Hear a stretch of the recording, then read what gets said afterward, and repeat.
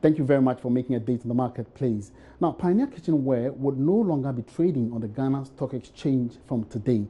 This was after the managers of the market decided to delist the firm from the market. There's more in this report. According to the Ghana Stock Exchange, the move was influenced by the inability of the firm to meet listing requirements on the GSE. In a statement, managers of the market maintained that from tomorrow, the company would no longer be trading on the stock exchange and it would cease to exist as one of the companies listed on the market. The GSE in a statement added that it took the decision because consistently, the kitchenware retailer and manufacturer of aluminium products failed to meet the listing requirements. Pioneer Kitchenware, formerly known as the Ghana Pioneer Aluminium Factory, is a kitchenware retailer in Ghana. It is listed on the stock index of the Ghana Stock Exchange, the GSE All Share Index. It was founded in 1959 by a Swiss businessman, Paul Gottfried Schwegler.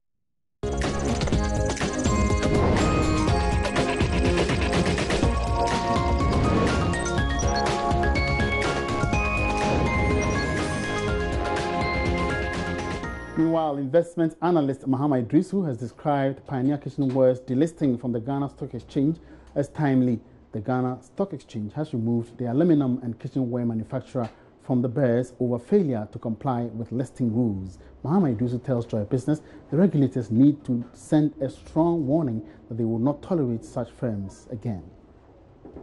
We've taken them off.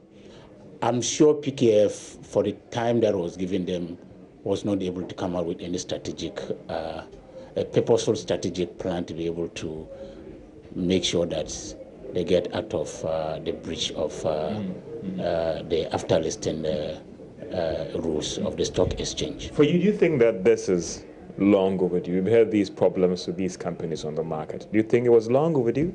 No, I think that is long overdue.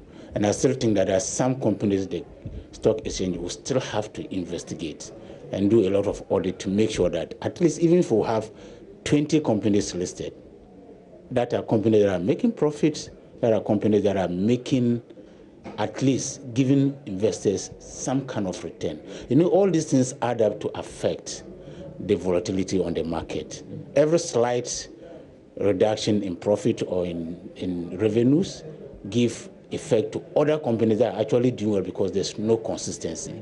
And this is something the stock exchange have to keep doing and making sure that the companies that are left listed, so that anybody who's coming will not just get up because he wants to raise money, come and raise money and just stay doing nothing. Mama, what would you tell those who would also argue that companies that have problems, can we help them to come out of the problems and still be on the market? Because this is the time that we're also trying to convince others to come onto the market. The signals could be mixed. That at a time when you want others to come on, you're taking others off. And maybe the market itself is not that vibrant and liquid for all of us. People have raised issues itself about the Ghana Stock Exchange and whether it's a place to be. Yeah, what you said is true, but you see, that is why they don't just come and announce it. What the stock exchange does is to give you your warning letter, for which me and you will not even see. Look, this is what we have seen about your company. You have to do this, and that. And when it takes another 6 months, 9 months, 1 year, at least a strategic, there are others that are coming up with a strategic plan to get out of it. And by so doing, they have given them the reprieve. Away from the market issues now, the CEO of the Ghana Investment Promotion Center, Jofi Grant, has called for a more strengthened indigenous banking sector in the aftermath of the banking reforms. There have been some concerns about the fate of Ghana's indigenous banks following the collapse and acquisition of some of them. Speaking to my colleague Charles Aite, Jofi Grant believed strong banking regulations must be adopted. There's more in this report. One of the major factors investors are looking out for is the cost of doing business in Ghana, which, according to the 2018 AGI Business Barometer, shot up slightly in the third and fourth quarters of 2018. According to Jofi Grant, the GIPC is working closely with government to ensure most challenges impeding foreign direct investment are fully addressed. Ghana is still hot on the market. It's just a few things we need to tweak here and there. And what are they? And I'm sure that we'll see maybe the ease of doing business recognize some of the structural difficulties of doing business and making sure that the business environment is easy for every business person, both indigenous and foreign, and that you have smoothness, you have predictability in the economy.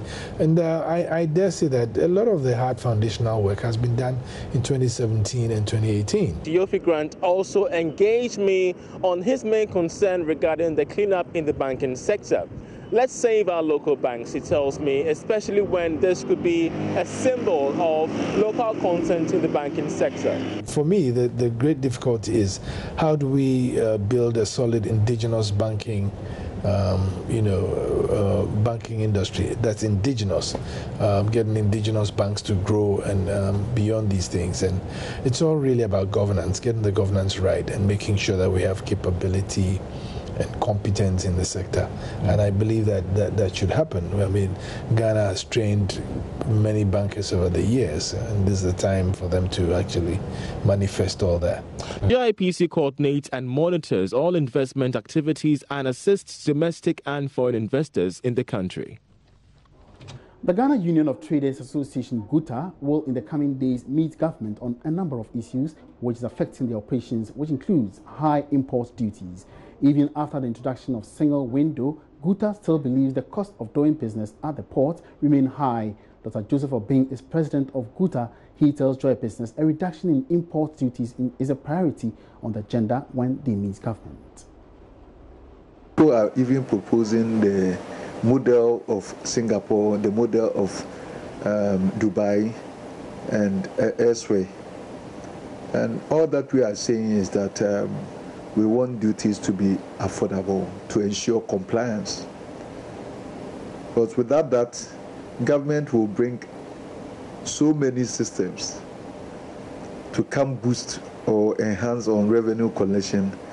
It might not see any improvement because of the fact that if the duty rate is high, people find so many diverse ways to be able to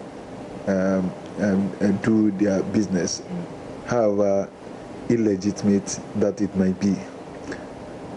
And so if you weigh this against the background that even if government will be able to even achieve its target with the high duty rates, and the fact that government is also at the same time trying to even fund the correct values, it bringing very efficient system to ensure that the correct values are given, against the background that they will get this target with the few importers, as against so many of us who will not be able to clear their goods and by so doing lose their jobs. We have something that we call opportunity cost, and it will affect the generality of Ghanaians, even if the government will have its target. And then the other side is where duties have become so affordable. So many people are engaged in this import business. Revenue is enhanced because of the numbers. Now, high cost of doing business at the port has been identified as an obstacle to the implementation of the trade facilitation agreement signed by members of the World Trade Organization, including Ghana. According to the International Chamber of Commerce Ghana, the development is against the rules of the agreement, which indicates that transacting businesses at the various ports should be done seamlessly without any illegal fees. And there's more in this report. The trade facilitation agreement was ratified by Ghana in 2017 to enhance trading between the country and other European trade partners. The agreement seeks to promote fair trade among member nations without extra cost. Though government has implemented the paperless port operations and introduced the single window operations, General Secretary of the International Chamber of Commerce, Emmanuel Donikwame, believes that the high cost of doing business at the port is as a result of some illegal fees charged by officials. He notes that such practices undermine the rules of the trade agreement. Rules are very, very clear. Our discussions have actually been on fees and charges. And from our research, there's a lot that needs to be done. if you look at the fees and charges report. There's a lot that needs to be done. If it's implemented, the bulk of the cost and the fees. But does that justify the fees and the cost? That's why I said that in the agreement is clear that every fee charged should be commensurate with the kind of service being delivered. So you cannot charge me a fee by just giving me some sheet of paper. You should prove to me that a service was delivered. Every fee that's charged at the port has to be justified. So there are a lot of illegal fees. There are all kinds of fees are being charged at the port. So we need, I know there's a committee that's looking at that, based on the various reports that are available, to be able to streamline these ones. And a lot also has to do with harmonizing most of our laws, those that have actually set up most of the institutions. We need to harmonize so that there's no duplication, because the agreement is quite clear. He further noted that the situation affects business transactions at the ports, especially during the festive season. It's had its impact. We all know the high cost will definitely affect imports, and we all saw it. A lot of people wanted to import, and you realize that for Christmas there was no motivation because of the high fees that people complained about at the ports. And then in as much as we've gone paperless and you could get your goods out quickly, it still comes at a cost. Meanwhile, Ghana has made an improvement in the implementation of the Trade Facilitation Agreement. Eben Sabote's report for Joy Business. Let's now do some energy stories now. And prices of petroleum products are expected to go down later this week. This is based on Joy Business's calculations and some data secured from importers of the products. George Wiafe has more. The reduction, which will start from this Wednesday, will be mainly influenced by the stable prices of crude on the international market, which has also impacted on the final price of the various finished products that are imported into the country. Petrol should go down by just under 1%, while diesel, on the other hand, should go down by 2%. Now, this is based on calculations of the various price dynamics of these products on the local market. This is about the second time in the last 2 weeks that prices are going down, bringing the total percentage in reduction to about 4%. Based on this review, a gallon of diesel and petrol should be going for 22 Ghana cedis. There are over 100 oil marketing companies in the country, and it's not clear for now whether all these firms will comply with this expected reduction, for it to reflect at the pumps not later than this Friday. Some good news there for vehicle owners and other business stakeholders. Now, away from that, data from Northern Electricity Distribution Company NEDCO indicates the company has been incurring losses for the past 4 years. Though the total debt stock over the period is unclear, reports say the 2018 figure alone could hit 230 million Ghana cedis. Corporate Communications Manager Maxwell Kutuka says the situation makes it difficult for the company to operate efficiently. Prince Appiah has more in this report. The Northern Electricity Distribution Company, NEDCO, covers 64% of Ghana's geographical area, including Ashanti, Northern, Volta and Western regions. Company documents indicate persistent losses for 4 consecutive years since 2014 in the course of providing electricity. Loss levels for 2014 was 72.5 million Ghana cedis, 25.5 million Ghana cedis in 2015, and now 230 million Ghana cedis in 2018. Corporate Communications Manager Maxwell Kutuka explains further. We have run at a very significant loss over the past few years. At a point it was decreasing, the loss was decreasing, but that is not to say we were making profits. But in the face of the reduction in the distribution service charge in 2018, that recovery was reversed, and so the loss, we lost by a greater margin in the year. I said earlier that is a myriad of issues, including commercial losses, which is in part people not paying for the power they consume. One of them is the distribution losses that we have encountered, both technical and commercial. Another is due to good old inflation, and then also the effect of the foreign exchange on our operations. Don't forget, most of our investments are in equipment that are based or denominated in the dollar. Mr. Kutuka says the company plans to introduce high-tech metering systems to reduce power theft as part of measures to reduce the losses. Well, effective operations, yes. Efficient operations, I'm not too sure. As was demonstrated in the presentation, we expect to run at a loss of 203 million cedis in 2018. I'm not too sure if that is sufficient. The introduction of high-tech metering systems that will take care of, if not entirely, at least reduce power theft. We also have instituted a number of measures, including prosecution of customers here and there. We also are thinking seriously, in fact, there are plans are afoot to create an electronic platform where we will simplify some of the operations and make them easier and make ourselves more readily accessible and appreciated by the customer. Management targets to reduce commercial losses to 15% by 2030.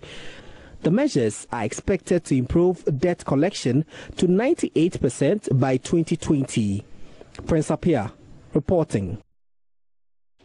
Let's also stay with energy. And the Public Utilities Regulatory Commission, PURC, has debunked claims new managers taking over the Electricity Company of Ghana will result in hiked tariffs.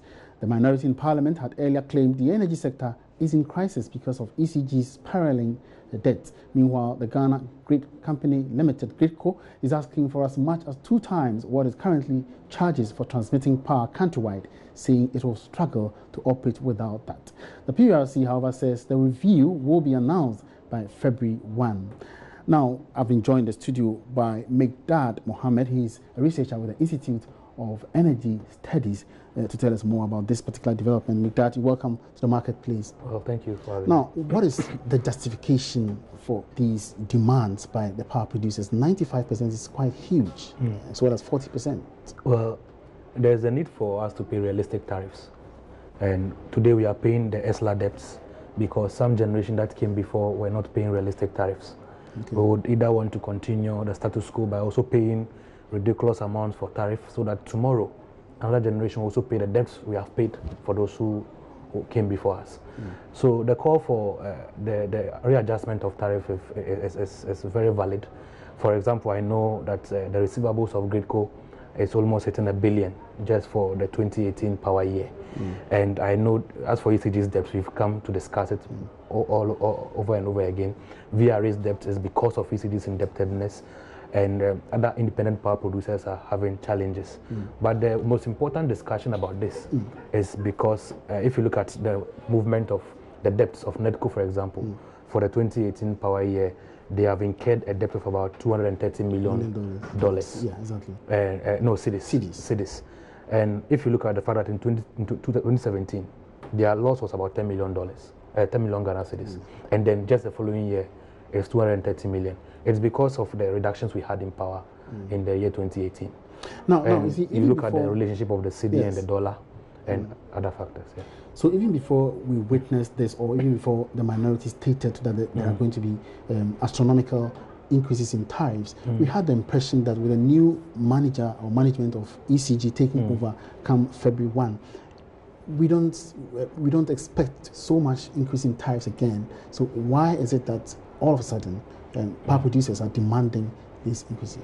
Well, it was not cast in stone that there was not going to be a review in tariffs. It is one of the things that we have called on the Energy Ministry and government as a whole to come very clear on.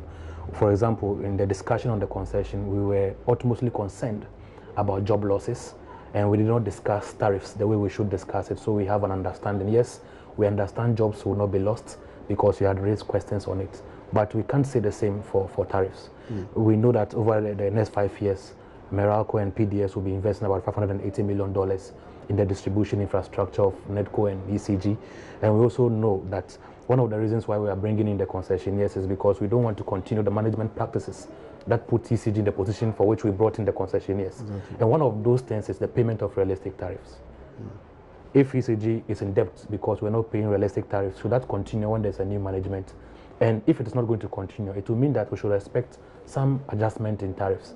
And that adjustment in tariff will ensure that we will chip at some of the debts which have accumulated over the period, and we're not going to add any extra debts to it. Now, the power producers have persistently mentioned two key factors. They are talking about inflation effect, or the inflationary effect, and the CD dollar depreciation. Now, in the past, in recent times, we've seen quite an improvement in our stability of the local currency, as well as inflation. So why would they use these factors to demand a review? It's a multiplicity of factors. First, it's about revenue collection. First, then second being the inflationary consideration, and then the forex. Now, and there's a fourth factor, which is a net loss, because ECG last year they were buying power at 59 cents per kilowatt per hour, and we're selling at 42 cents per kilowatt per hour. So for every single transaction ECG embarked on, without even inflationary considerations, without forex considerations, they were losing 17 cents per kilowatt per hour. So the first step is towards paying realistic tariffs. Now, then secondly, when you have a very good relationship, as you have mentioned, that the CD and the dollar's relationship has been very positive. Now we can look at how PURC can now police the formulation of an acceptable tariff that will make sure that the efficiency that we'll get from Meralco's operation will not be just tentative. It will be long-lasting, because we have been able to establish systems that if the city's relationship is not good, we'll have a tariff structure which accommodates their losses and keeps them in operation without accumulating more debts. While on the side of the people, consumers, industrial users, they are ensuring that we are not being exploited by cutthroat prices. Now, prepare your calculations as the institute. If you want to stick your neck out, what kind of review do we expect? By how much margins are you expecting? If the PRC should hit? As of now, we have not looked at the specific percentages, but we don't expect, it is not realistic to project 60%. I know it's on the high, and it also creates fear among the public, but we expect that in the long term it could go as high as that. But it will start with some progressively. I mean, for the first 3-4 months, we expect the Meralco, they are doing some management shakeups. They are assessing staff strength and seeing the roles they are playing, whether they fit into those roles, whether they have to replace them. They are doing all of that, and then from then they will begin to look at the discussion on tariff. That is why we want to know from the Energy Ministry and from government as a whole what agreement it has reached with Meralco regarding the place of tariffs in this arrangement, because we don't want to believe Meralco is simply giving out a Christmas bonus to Ghanaian, and then they're going to invest $580 million. And when the cedi is weak against the dollar, they will show that costs, and will continue to pay the tariff we have been paying, which has caused us the mess ECG and NEDCO have found themselves in. All right, since you are here, I would also want you to share your thoughts on this particular development, where the minority recently came out, vigorously against government for painting the picture that the Aker's new find is a new discovery. Aker recently came out with a release talking about the fact that they have come out successfully with their appraisal report for the well that is exploring. Now, what's your take on that? Well, I think your question even answers it. They brought out an appraisal report. An appraisal report of an existing well cannot be a new discovery. For us, when we heard of a new discovery, we know the established wells and the commerciality appraisal ongoing on them. So we thought it was a new well actually. Only to go and realize it is the Hess Energy Pecan well, which was discovered on 6th December 2012. So for us, it is not a new discovery. It is a commerciality appraisal.